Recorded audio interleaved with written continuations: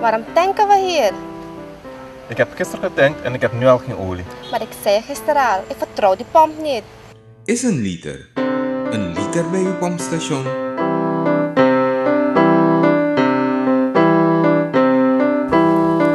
Kies me bakka, het is weer geen kilo. Je klaagt steeds, maar doet niets. Krijgt u het juiste gewicht waarvoor u betaalt?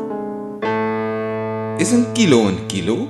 Is de weegschaal van de winkelier geëikt? Suriname, het is nu tijd. Standaardisatie is een feit. Suriname, het is nu tijd. Word bewust van kwaliteit.